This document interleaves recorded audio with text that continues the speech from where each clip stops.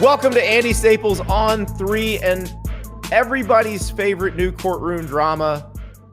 No, not Suits, which, as you know, me and JD Piquel are rewatching on Netflix. Not LA Law for all you olds out there. Not Ally McBeal. No, it was going to be Jim Harbaugh versus the Big Ten in a Washtenaw County courtroom on Friday morning, except it's not happening now. That's right. Michigan has decided, nope, not fighting you here. And there's a lot of reasons why. I could drone on and on about this, but I'd rather have someone who covers Michigan on a daily basis help me break this down. So Clayton Sayfie from the Wolverine joins us to discuss no Jim Harbaugh hearing, which means he is suspended for the Maryland game and, more importantly, for the Ohio State game. Here's Clayton. Joined out by Clayton Sayfie of the Wolverine, and we were texting Thursday afternoon right as the email popped into the mailbox that Michigan was not going to be contesting Jim Harbaugh's suspension anymore. Probably the most anticipated temporary restraining order hearing in the history of the Washtenaw County Courthouse, not happening. Not happening. Yeah, we had kind of heard rumblings of this morning that things could kind of progress in this way. There were talks in the days before that they may reach some sort of settlement where he would miss the Maryland game but not the Ohio State game. But it seems like we had the NCAA, Big Ten, and Michigan. It was like the Michael Scott, Andy, and Dwight, and they were all pointing the guns at each other.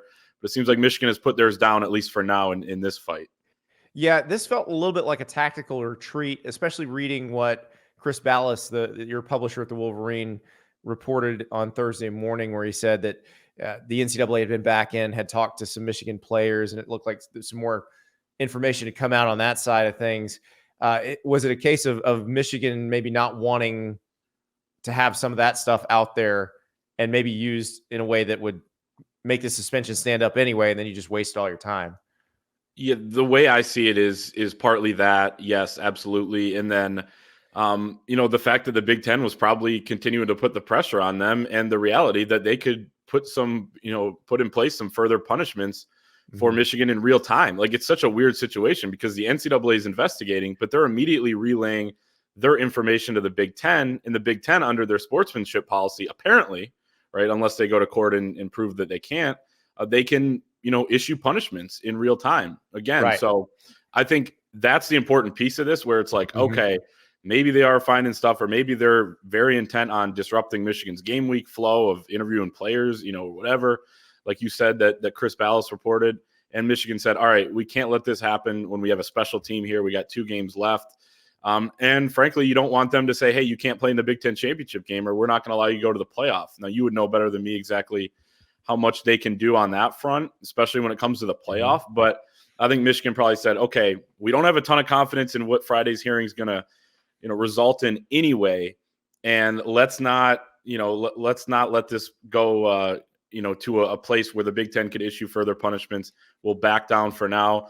The Big Ten, the most key part of that press release, Andy, to me, was that the Big Ten's investigation is done, that it's in the NCAA's hands. And as we know, NCAA at some point can issue a notice of allegations, but Michigan gets 90 days to respond. 90 days from today, which they're not going to get one today, right? But 90 days from today is well after the season. So this season, other than Jim Harbaugh for 3.5 hours on the next 2 Saturdays, is going to go on as normally as it can now that they're in this situation. Right, and I think that is an important point to make, because if there's a tit for tat in this whole situation, if there's a trade going on, it is the Big Ten is closing the matter and saying, this is the suspension. We'll let the NCAA handle the rest of it, which we all know is going to be a long time from now. Right. And that does make the most sense, like, when you look at it that way. But I think you're right. I mean, it's hard to say because we've not seen a situation like this where a conference has just gone off and punished prior to the NCAA even issuing a notice of allegation. So, reading the sportsmanship policy, there's definitely interpretation for it, where if they want to tack more on, they probably could have. Yeah, it seems like it. And I'm sure that's what, again, there were discussions over the last few days. heading into this hearing, where I'm sure they probably kept bringing that up. Hey, we can continue to punish you, and if you don't get this TRO granted on Friday, and obviously that's not going to, hearing's not going to happen anymore, as we said. But, going in, they're probably saying, if you don't get this granted, then we can still kind of do whatever we want here. I think a lot of it falls back on the judge they got, Timothy Connors, in the Washtenaw County Court. When we found out, we were having dinner with a lawyer. I think I mentioned this on when I was on Saturday, but we were having dinner with a lawyer in the state of Michigan, went to University of Michigan. When he found out it was Timothy Connors, he kind of dropped his head and he was like, oh, shoot, this guy is, maybe not the guy you want up there. So I think they wanted to get that thing last Friday. That was the most ideal situation. The fact that it went to this Friday was not good news for Jim Harbaugh and for Michigan. And when you look at the big picture too, that you have to, and there's always so many angles when it comes to Jim Harbaugh, but the press release said that he decided this and that the university supported him. If you're Michigan fans, I think you very much hope that he decided this, that he's on board with this, because, frankly, he hasn't been on board with a few of the things that Michigan's done. And you want to keep him happy. You want to, make him feel the love, as he says. And, that's a key component with this too, when you look more at the big picture. Right. He's more of a wild card than most coaches in these situations, because usually the coach just goes, all right, you pay my checks. What would you like me to do? And he's the alpha, but he doesn't make this final decision potentially. Yeah. Right. Yeah, it is. And so now they're going to play Maryland. Sharon Moore will be the acting head coach, just as he was against Penn State. One thing that I think is interesting to point out, and for those who haven't followed it super closely, Jim Harbaugh is allowed to coach them at practice. He's allowed to be involved in game planning. So as you pointed out, those 3.5 hours on the 2 Saturdays are the only other times he's going to miss now. Yeah, that's huge. You're going to go into Maryland. They're 19.5-point favorites. They should take care of business this weekend. And really, for people that don't know too, this is going to be their 1,000th win. Whatever their next win is, you would assume it's when they're 20-point favorites this weekend. And Jim Harbaugh, I'm sure it'll pain him not to be there, but I assume he travels to College Park. Yeah. I assume he sees them off, as they head on the buses to the stadium.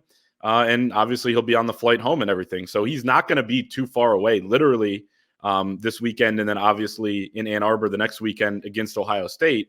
So that's going to help this team as they move forward. He's going to have his imprints on the game plan. Sharon Moore is basically his closest confidant when you look at the on-field coaches anyway. So, and Andy, I know you have strong feelings too on, the way Sharon Moore handled that game against Penn State. I think you got to feel pretty good if you're a Michigan fan. I thought he handled it brilliantly. Yeah. I'm a big fan of keep doing the thing that's working. And so I've had people say, well, what does that say about JJ McCarthy? If you actually look at it, Michigan had a better efficiency day passing the ball against Penn State than most teams that have played Penn State. So they were doing fine. And I just, for Sharon Moore, you never know with coaches how they're going to be when they are the guy who has to make those final ultimate decisions about, strategy and timeouts and that sort of thing. And I thought he did a pretty good job. Now he'd gotten a game to do that earlier in the season, but if we're really looking at it big picture, that's still only his second game on the sideline as the guy in charge. I thought he handled it pretty well, given that 107,000 people screaming and pretty good defense on the other side of the field. It's huge that he had the experience not only earlier in the year, but in this last game where that, the Bowling Green game, and it really didn't go as planned anyway. They threw 3 interceptions. It turned it over 4 times. They still won by 24 points. But, this was really the big test for him. Penn State on the road, like you said, and now you go in, and now for a fact heading in, you have your game plan heading into these last 2 games. You don't have to wait till an hour and a half before where you realize that you're not going to get this court injunction granted by game time. So they're going to be better, equipped, I think, these next couple games with Sharon Moore there. He has the big game under his belt, which is huge for him. He still has a lot on his plate. He's coaching the offensive line. He's the offensive coordinator. He is getting help, though. Mike Hart was the one calling timeouts. Jesse Minter was, I was on the field and walking past the sideline a couple times. There were a couple times Sharon's just sitting by the O-line and drawing stuff up on the whiteboard, even though he's the head coach, right?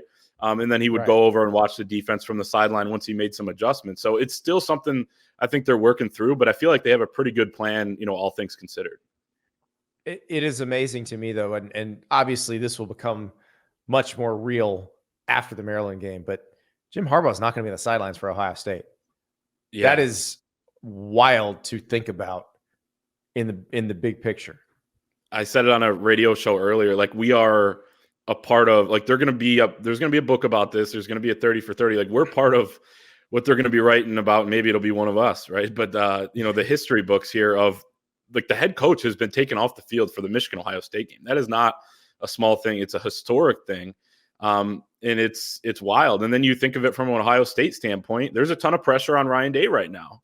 And, James Franklin got booed off the field, and, people were about to throw some things at him. He fired his offensive coordinator the next day. Right. He fired his offensive coordinator. Like, you lost to a team without a head coach. You got outcoached by a team without a head coach. So if Ryan Day, if that happens to him, then it would not be good news for him, I think, obviously, because you already can't lose 3 in a row, let alone one of them not, to a team without their head coach. So that is an interesting piece of this from the Ohio State standpoint. And if Michigan does lose, the win for Ryan Day doesn't look as good as it would have if Jim Harbaugh was over there. Right. So it feels somewhat really hollow.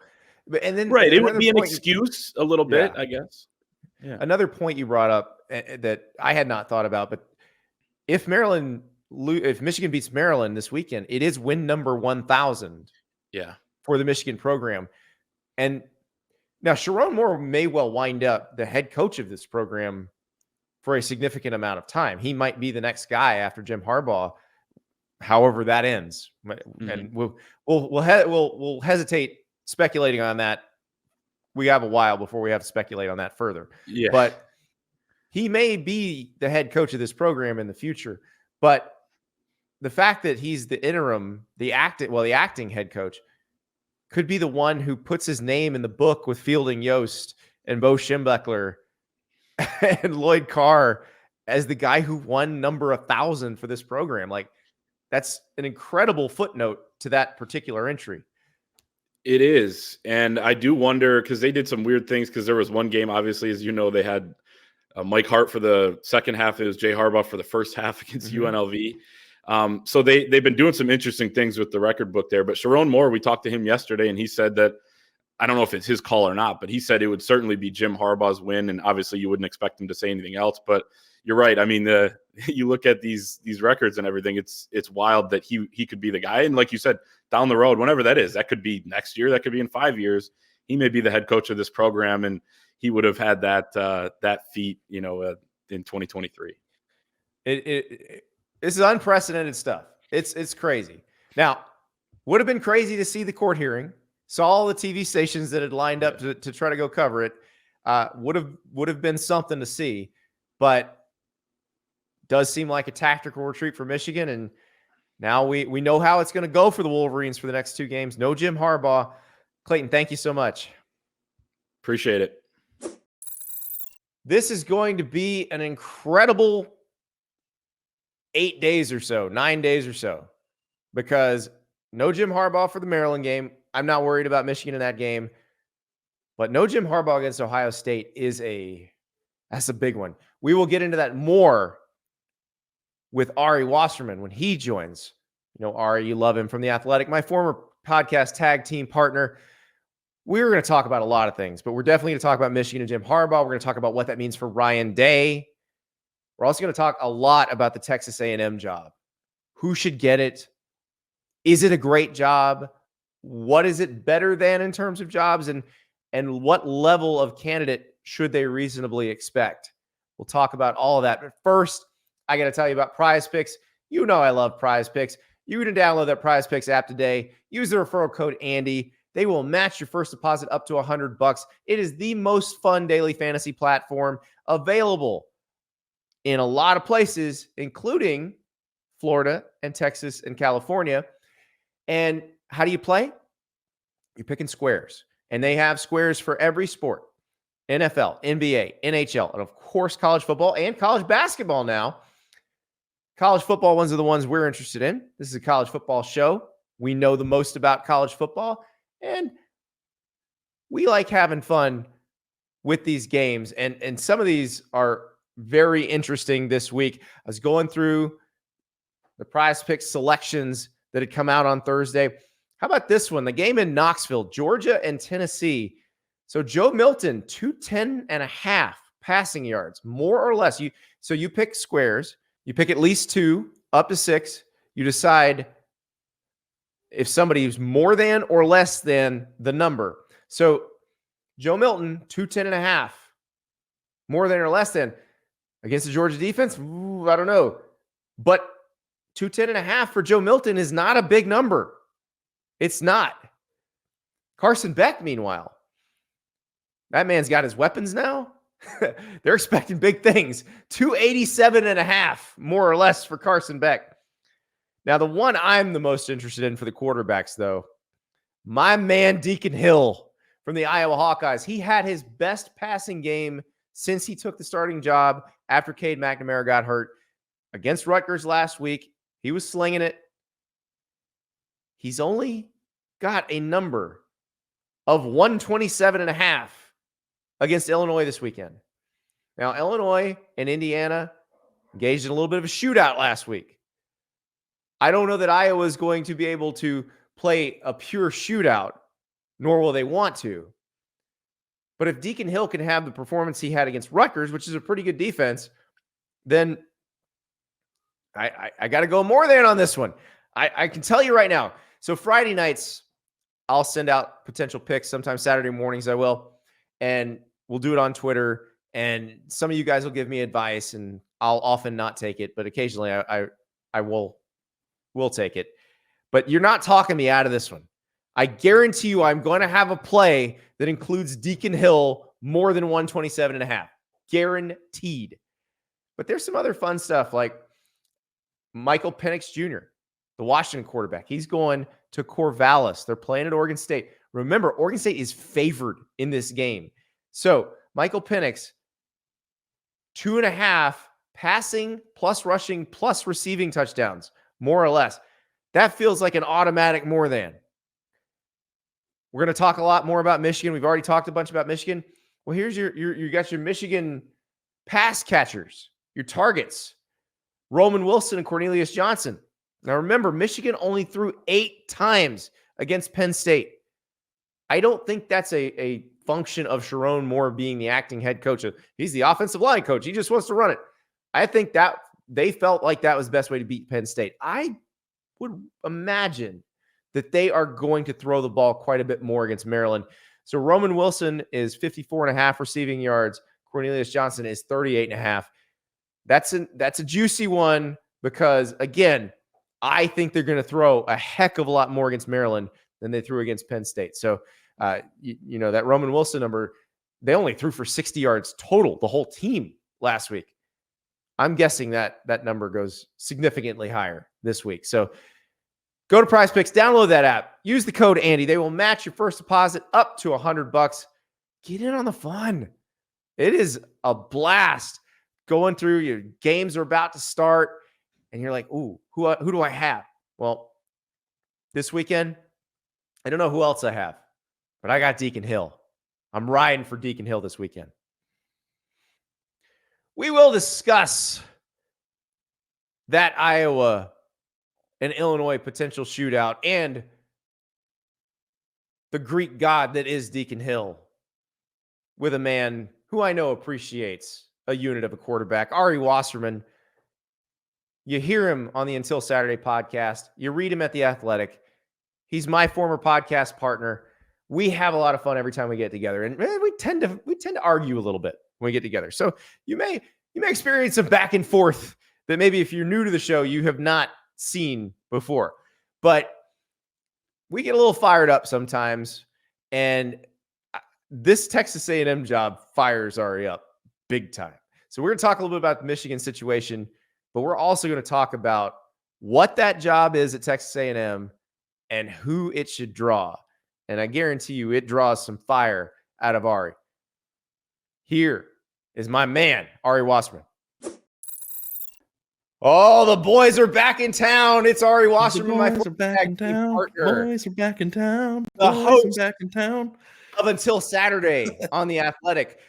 The writer of many hot takes at The Athletic. You're especially blazing this week, Ari.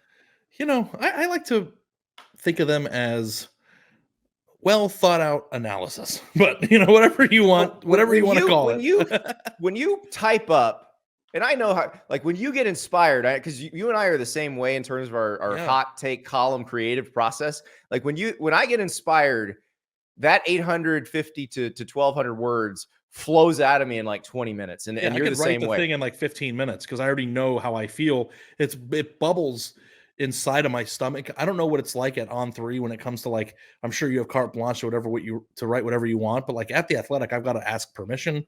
Oh, I ask no permission anymore. It's amazing. Like, can we do this? Is anybody else working on it? And it's a good system. I'm not saying, but like during that like 15-minute period where it's like, am I writing this?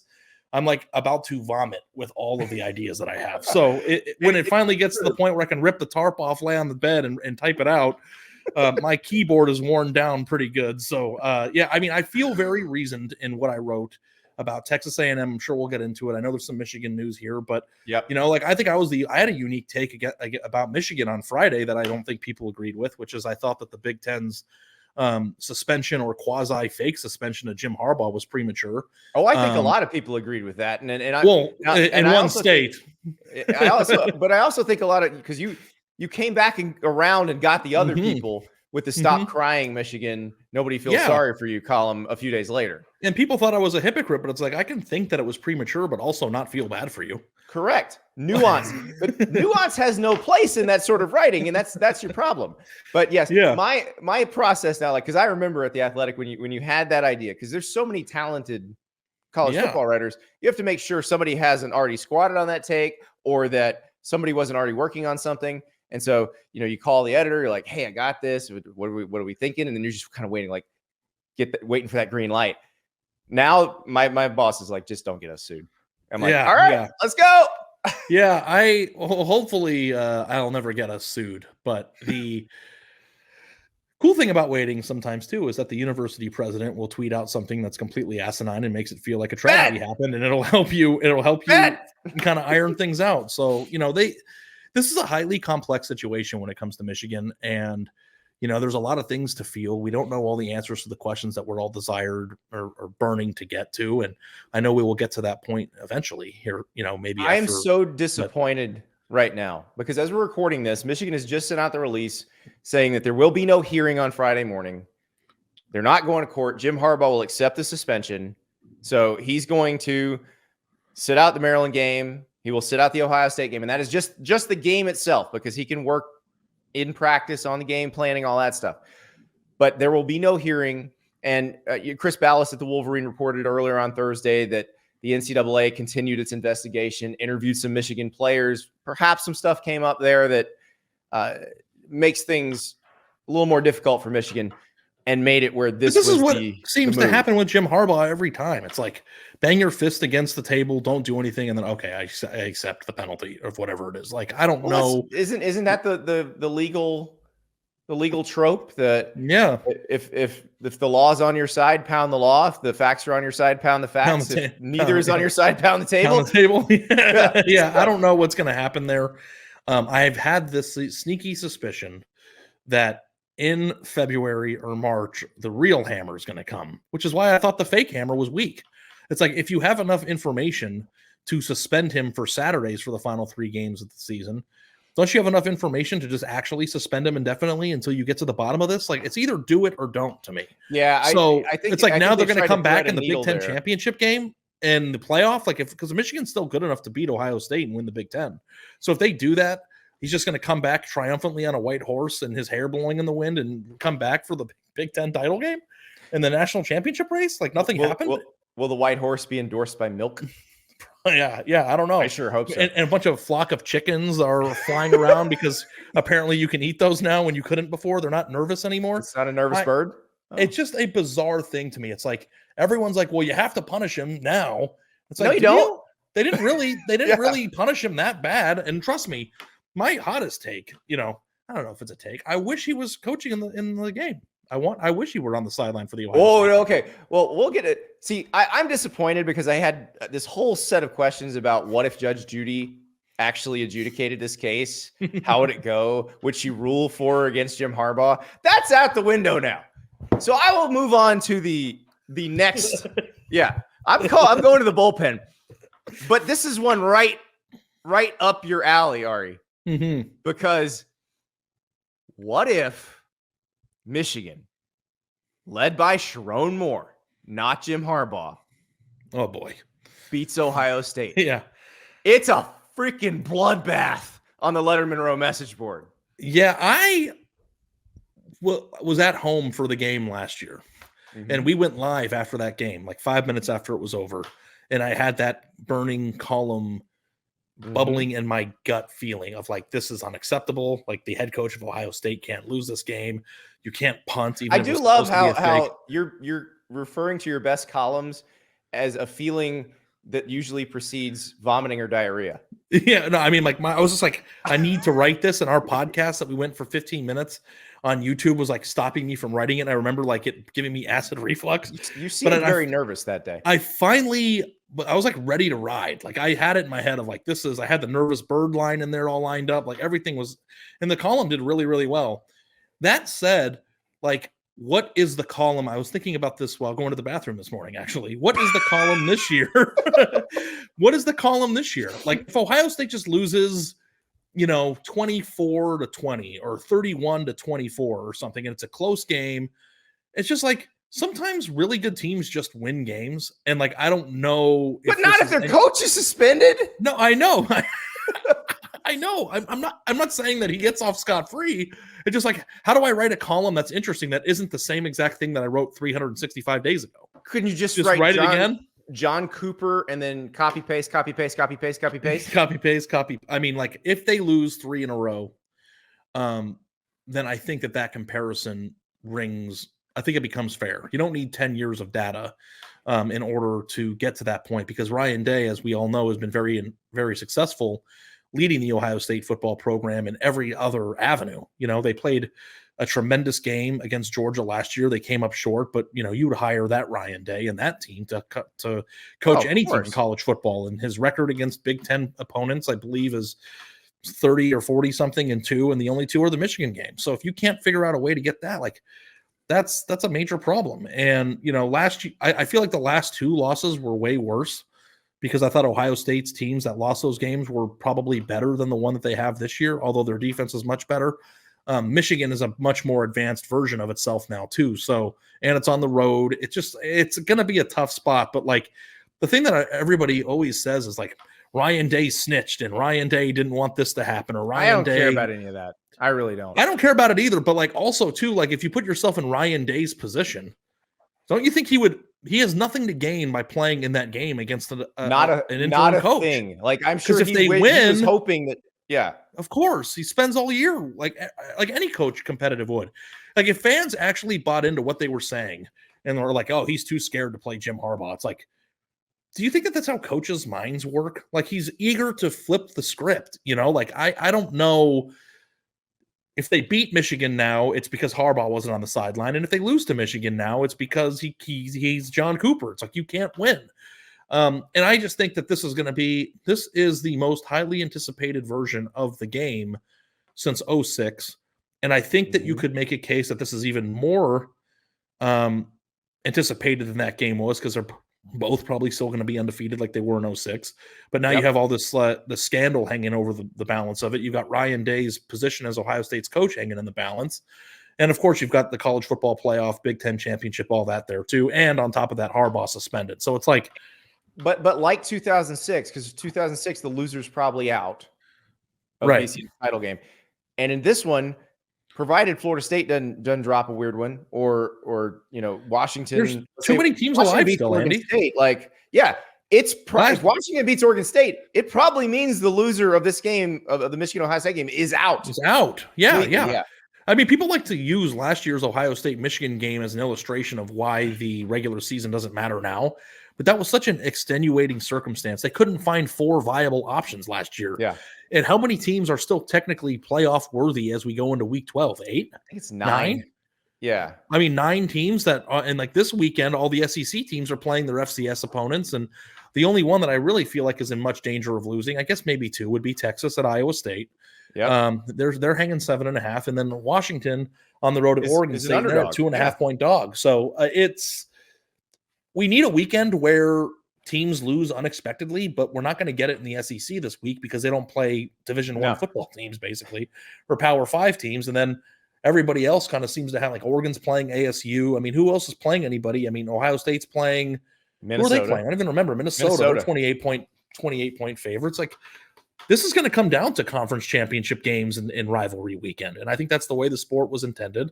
And it's like, if you want the 12-team playoff, and I'm not going to drag you down into the pits of hell with that.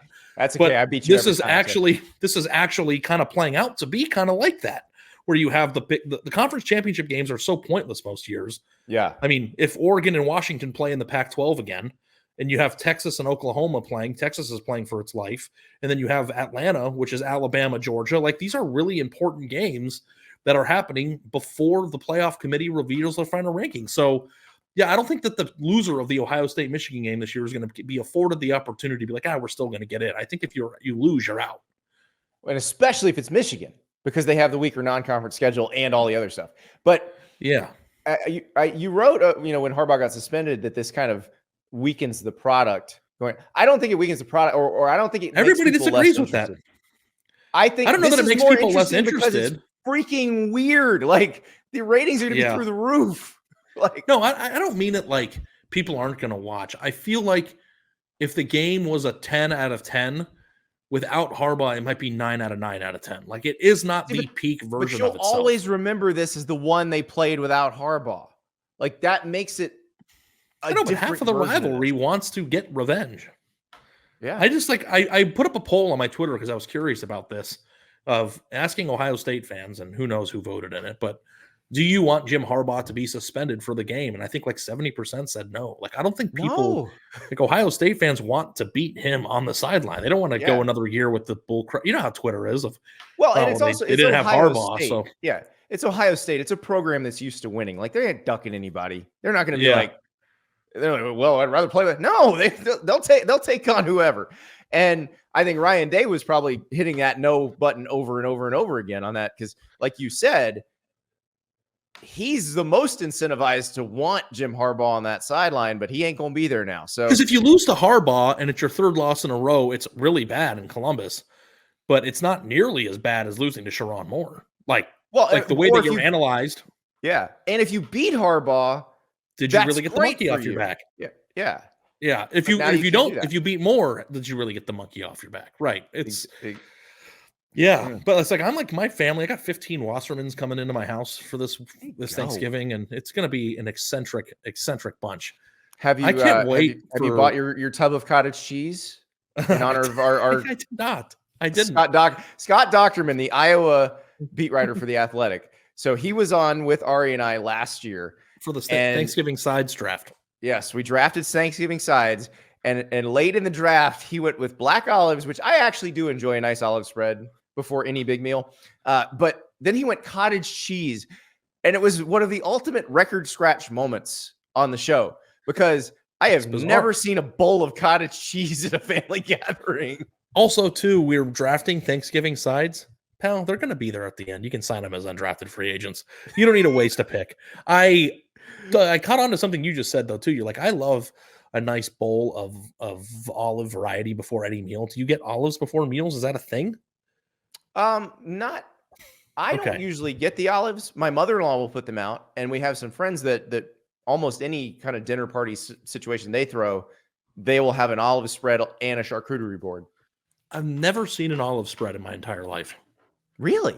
I mean, I don't know, not like at a house gathering. You've never been to a wine bar where, I mean, that's on the menu. I mean, I guess, wine bar, but like, I wouldn't even think, if Brits like were having people over for dinner, I wouldn't be like, okay, let me go get this sick. You wouldn't put some olives out to nosh? And I've always seen the olive bars in like Whole Foods where they have a whole thing for just olives, and I was like, that's overkill, isn't it? With the provolone stuffing or with the fig stuffing? Oh yeah. But I guess I'm just willing to admit, Andy, that maybe I'm just a novice when it comes to the joys of a diverse olive spread. There's nothing wrong with a diverse olive spread, man. That's you get the little thing that has like the 4 different compartments. You go with some black olives, you go with some green olives, you go with some blue cheese stuffed, and you go with like a prosciutto stuffed with provolone. Can't beat it. It just gets the appetite going. Yeah, I'm a good old fashioned rolls guy, but maybe I'm just not classy enough. I don't know if that we need to cross the bridge to cottage cheese like our friends in Iowa. I like cottage cheese. I think it's a great spread. It doesn't go with anything. Before we move on to Thanksgiving. the Texas A&M conversation, which I definitely want to have with you, Uh-huh. I took the Iowa over this week. I think Okay. I'm right. I definitely, the Cooper DeJean injury hadn't happened yet. We picked on Monday, so I'm not trying to like draft off of that. It's just that Illinois threw for 500 yards last week, and if you looked at the stats and watched the game when Iowa played Rutgers, it was Deacon Hill's best game.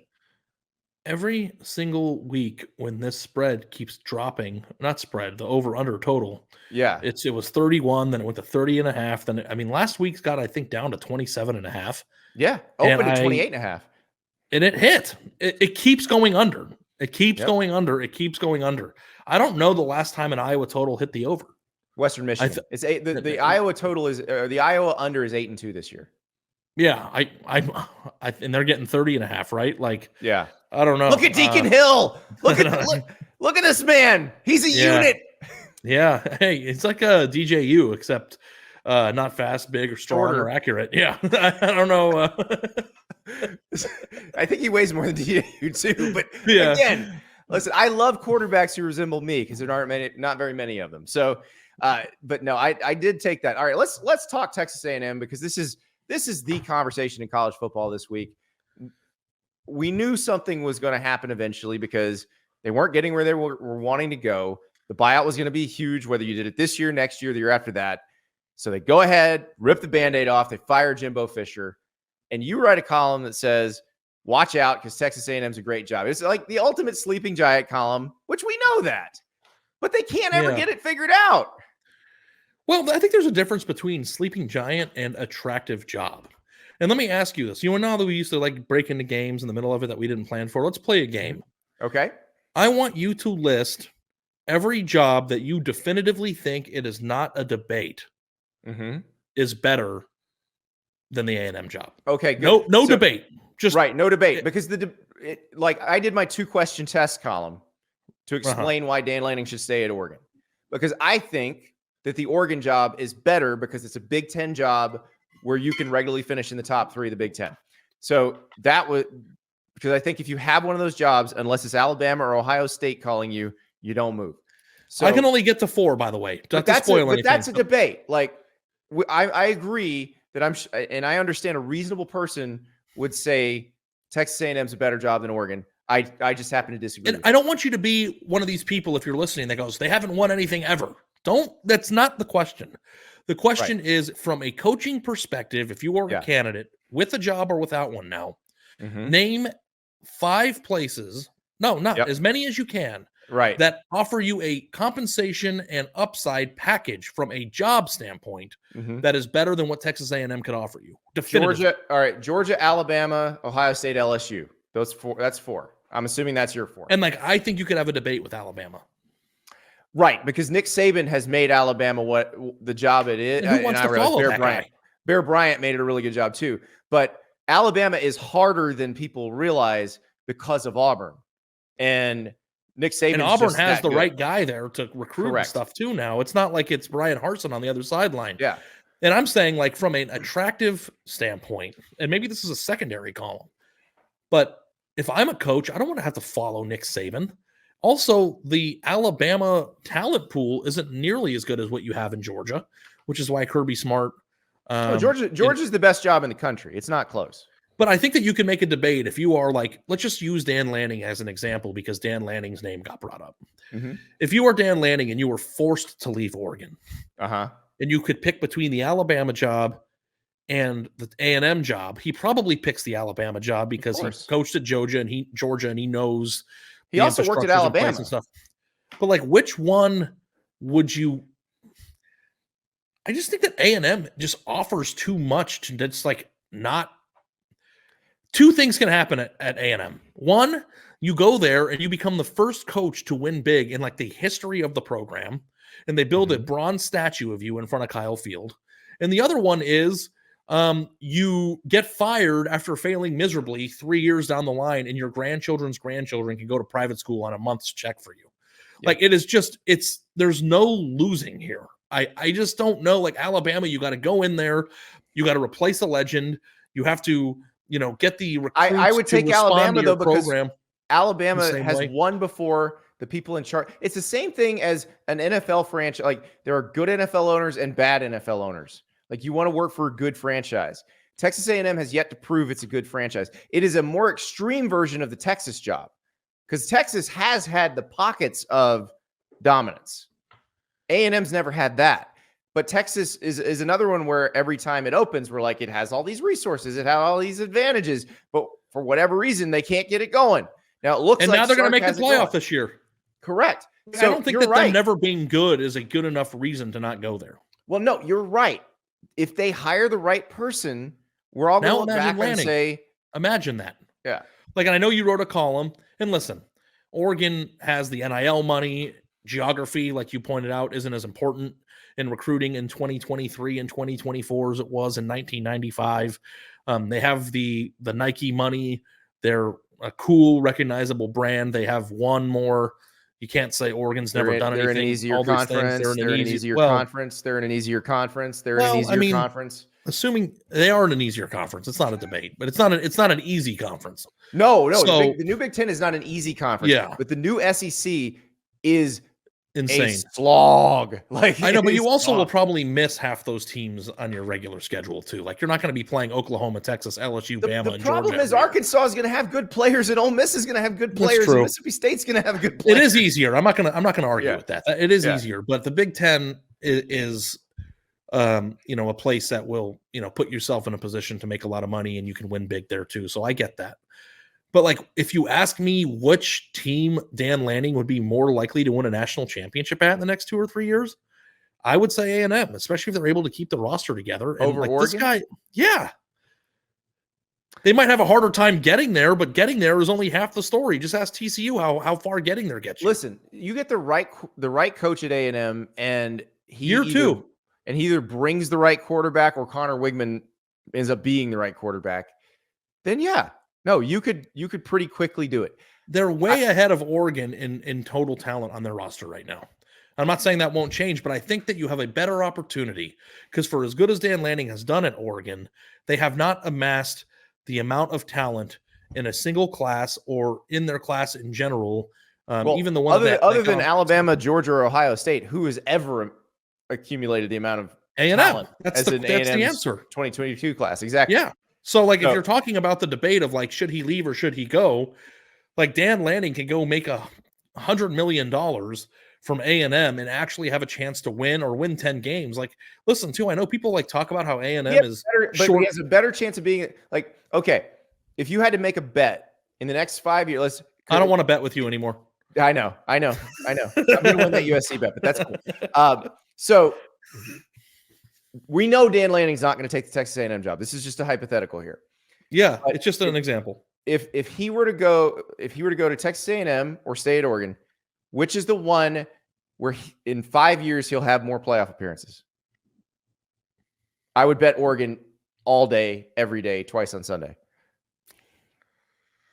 The 12-team playoff, man. I don't know. You don't got to win your side of the conference anymore. That's how you have to. If you're a coach, you can't pretend it's the old system and evaluate it that way. We have to think about it the way they have to think about it. What you're saying makes me more interested in being able to win a playoff game rather than making it. I think they'll be good enough to win playoff games. I do. But I think that the roster would be better at A&M in 5 years. So that's the thing right. If that's the answer to the question, it's which roster would be better in 5 years? I think we both would agree that it would be A&M. But I think you can build a good enough roster to make to play for a national title at Oregon in 2024. I don't think you could have done it in 2010.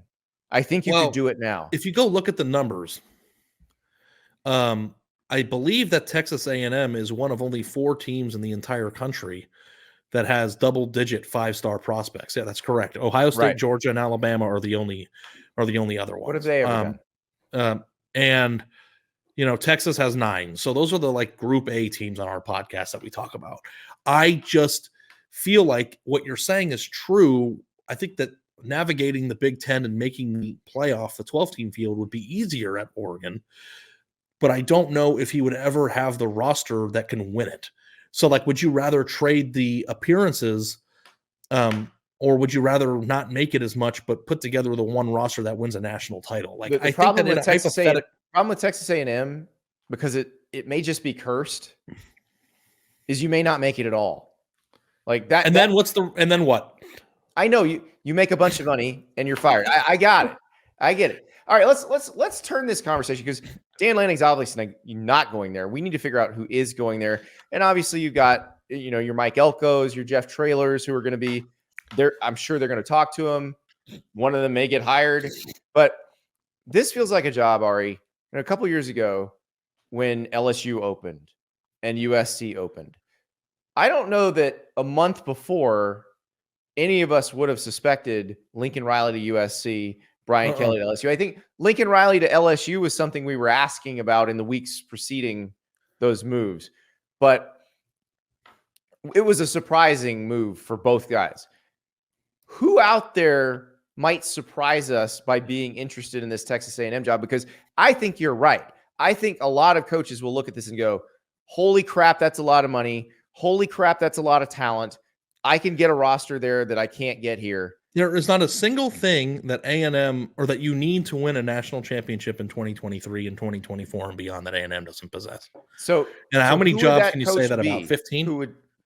Well, the question that you're asking is which coach would leave a place that has all those same assets to go to them? Right. Because exactly. There's a lot of coaches that go that are at really good jobs right now that don't have the same assets. Like, is this like just us girls talking here? Like, I don't know if I'm going to start up a rumor reel, but I had a dream. Oh boy! What if Ryan Day loses to Michigan? Way to tie it back, Ari. I know it's such a gift. I've learned a lot about hosting since you were gone. I don't know. No, I mean, this is like bullshit. Like, I don't think there was any chance that he would ever go.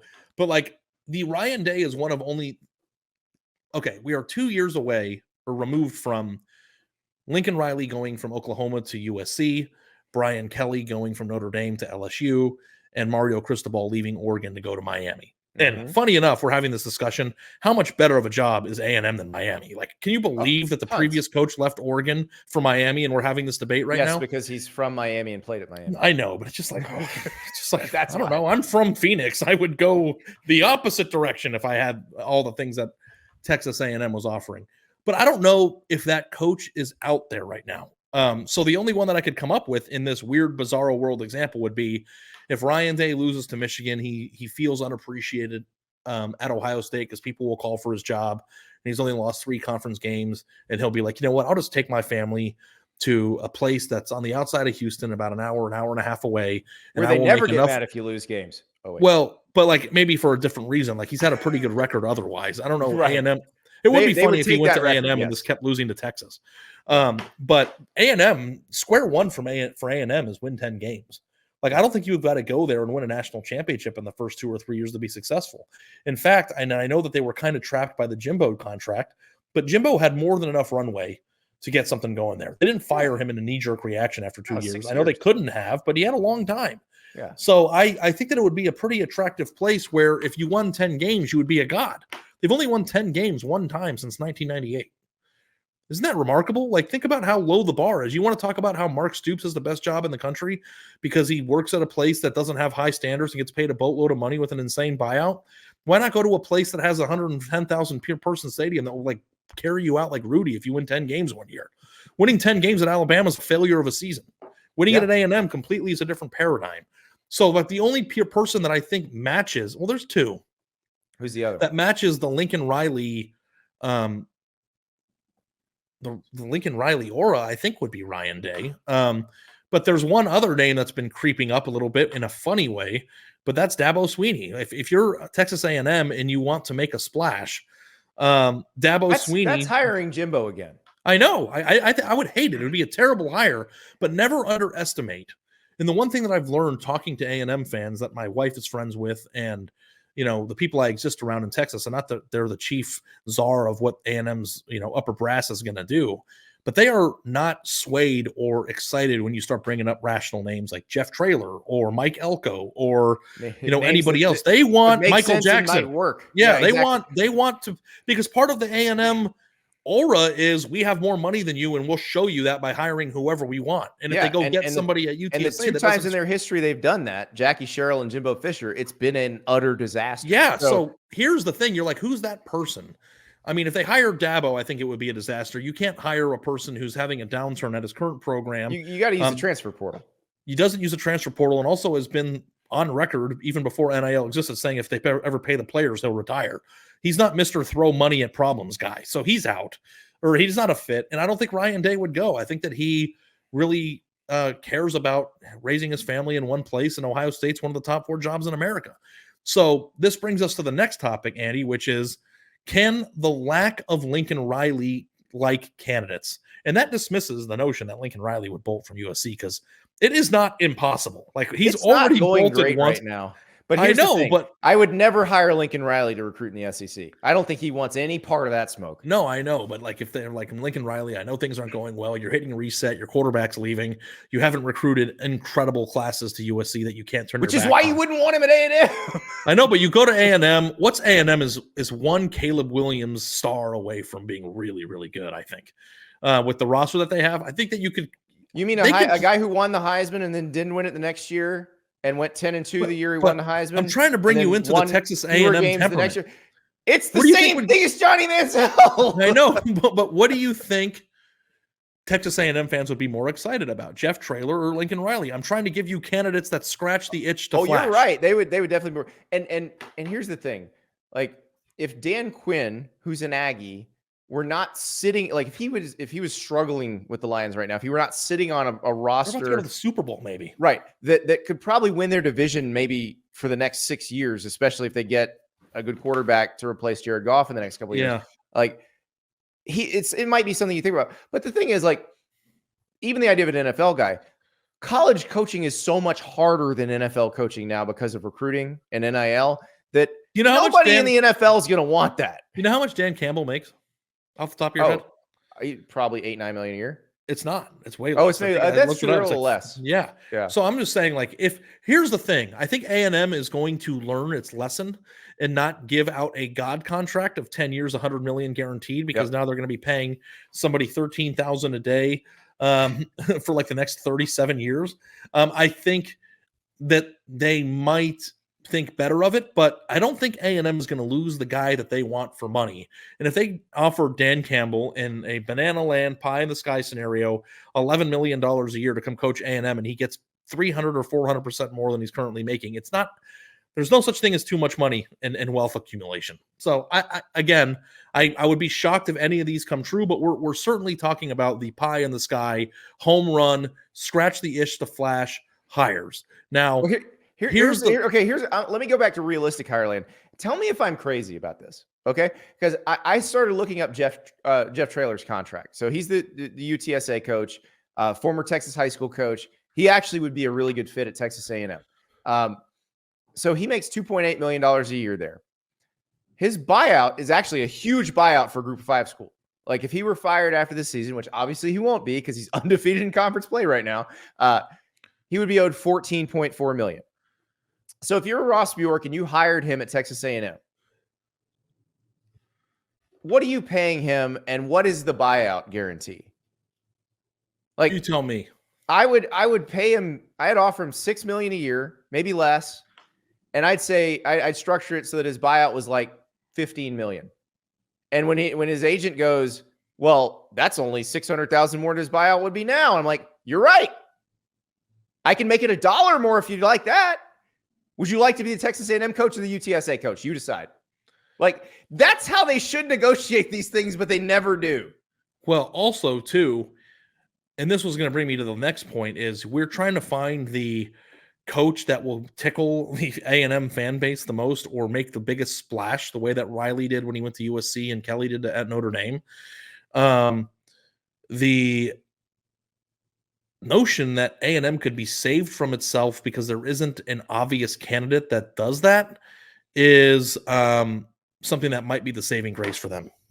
Yes, I agree. And a normal candidate, a quote unquote normal, not a superstar giant splash candidate, will probably allow them to have a reasonable contract. I mean, none of these numbers are reasonable in the real world, but reasonable compared to what we just saw with Jimbo Fisher, Right.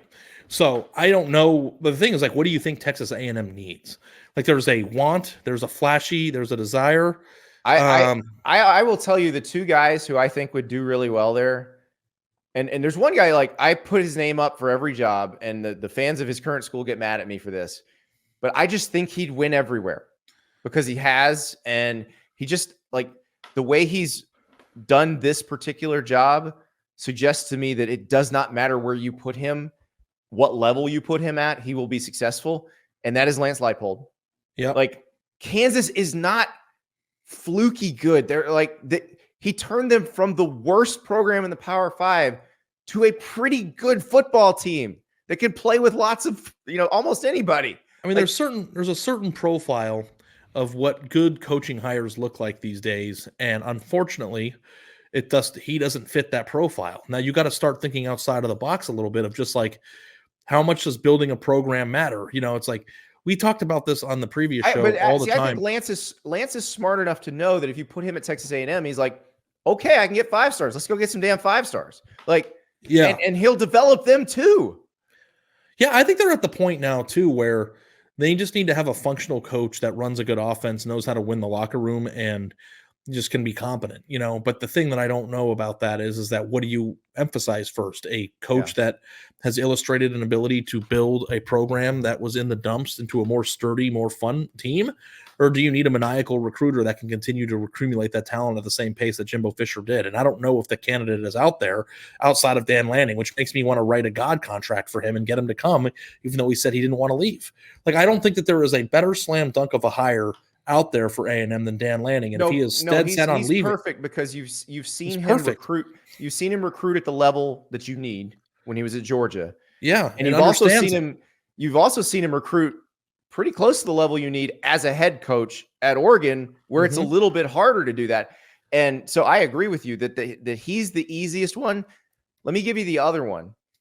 Okay. And the more people I talk to, the more this guy intrigues me.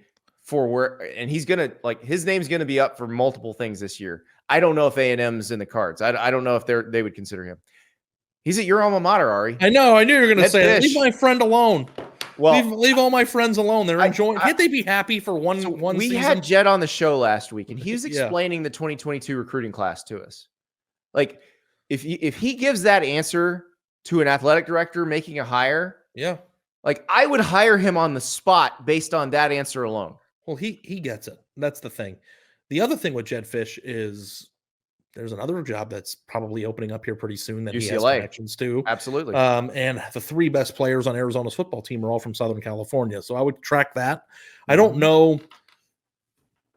I have a hard time believing that he's going to be the head coach at U of A next year, which is unfortunate because and his alma mater is not opening, but that's one where people are starting. Could in a year.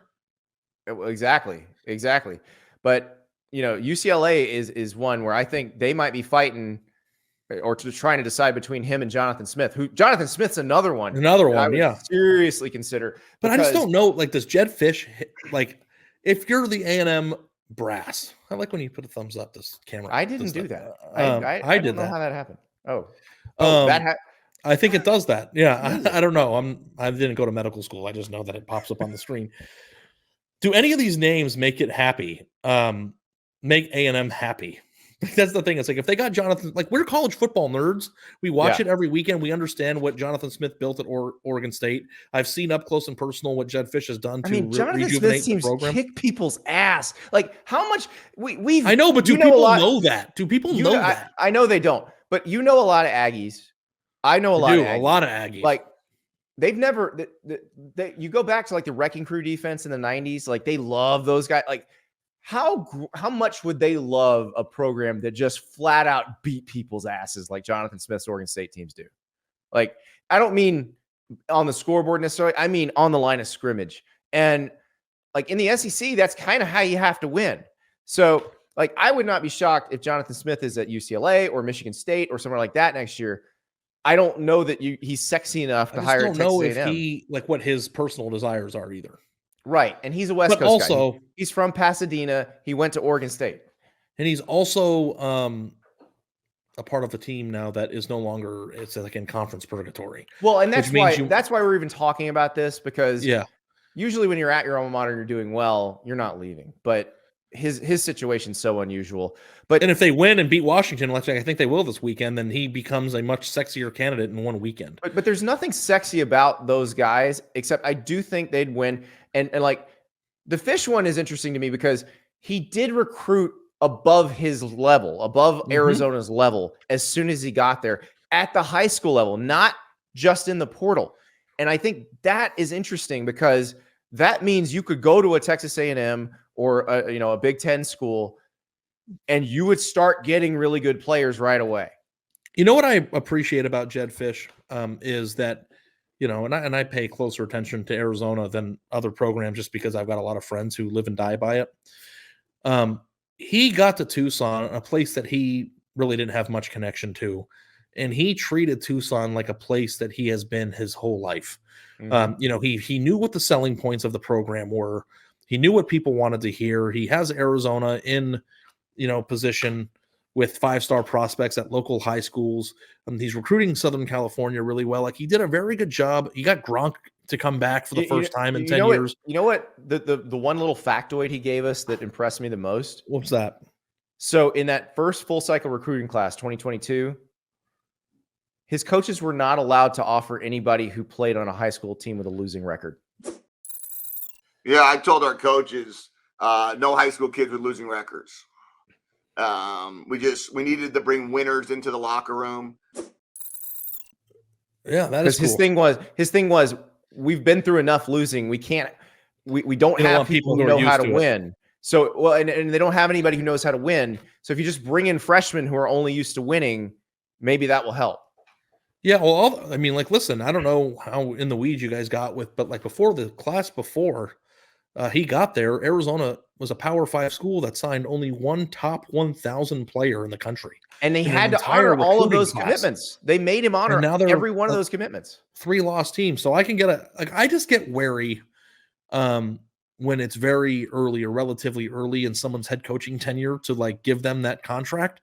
But if they negotiate it the way that you said, which is, hey, I know we're used to this. The money will come if you're successful here. Would you rather be the A&M coach or the Arizona coach? And we'll give you X number of dollars. UCLA coach or the UCLA coach. I think that you can make that sales pitch, save some money, chip away at that loan that you are paying off with Jimbo and try to build something there. So I think that this tug of war between flashy and we are rich and doing the prudent thing with a coach that actually knows how to adapt to a program and build it the right way is going to be a very tricky tightrope for A&M to it just would be the most hilarious outcome if they just got Dabo or they got Lincoln Riley. Could you imagine? It's they just offered Dabo Sweeney $120,000 or $120 million contract over 12 years, fully guaranteed. This guy comes and he's talking about how the program is built in God's name, image, and likeness, and we're not going to use the portal, and it would just be an epic disaster. But if you want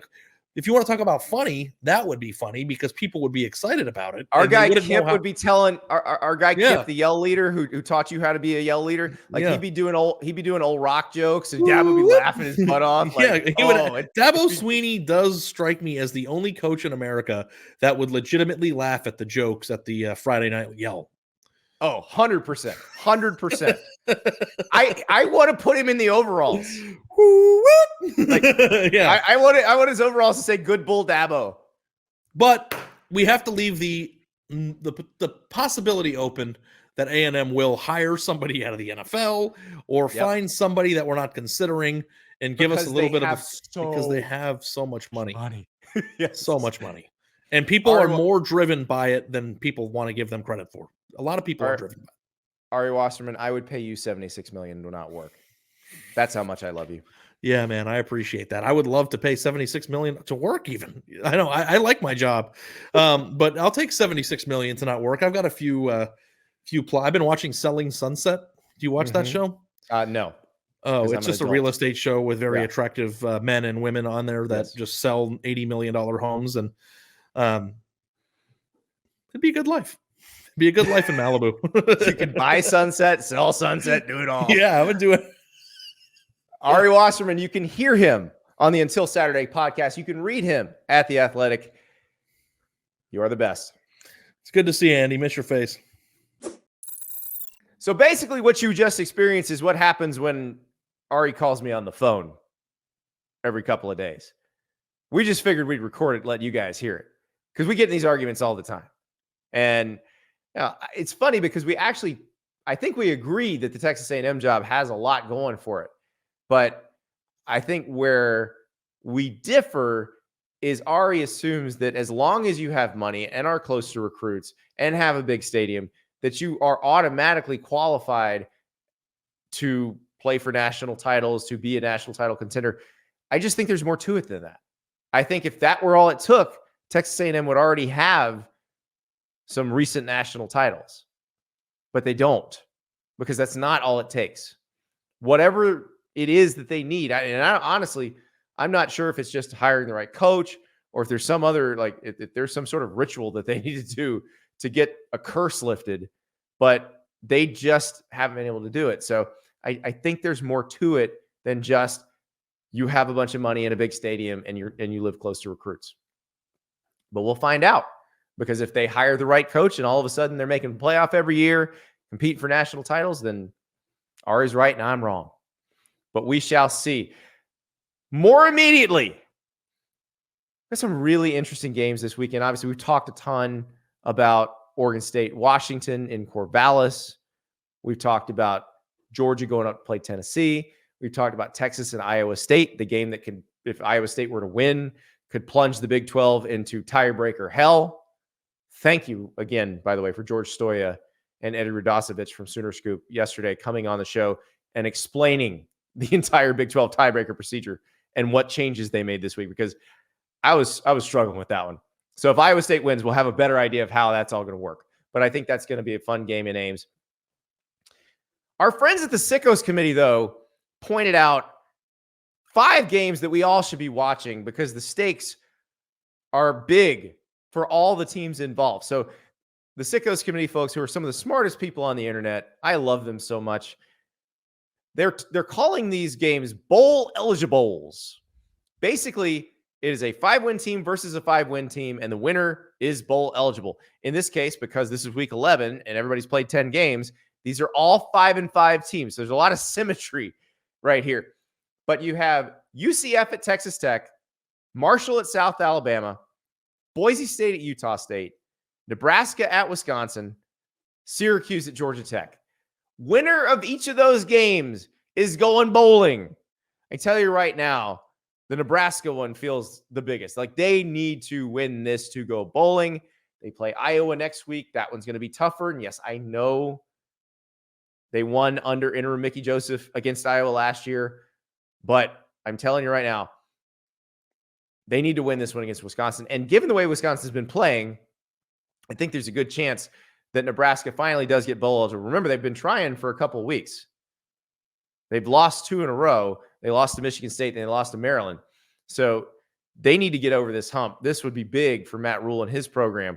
But Georgia Tech, Brent Key, year 1, are they going bowling? We'll find out. Their even odd game thing has been snapped because they won an odd game and lost an even game. So we can't really go by that anymore. But these games are going to be fun. So everybody's saying, week 12, where these guys, especially in the SEC and the ACC, they play some cupcakes. It's not the sexiest slate. There's always something fun to watch. And I'm telling you right now, it's this week where the most off-the-wall results come. So brace yourselves, everybody. No court hearing on Friday, but some good football all weekend. We will talk to you after the games.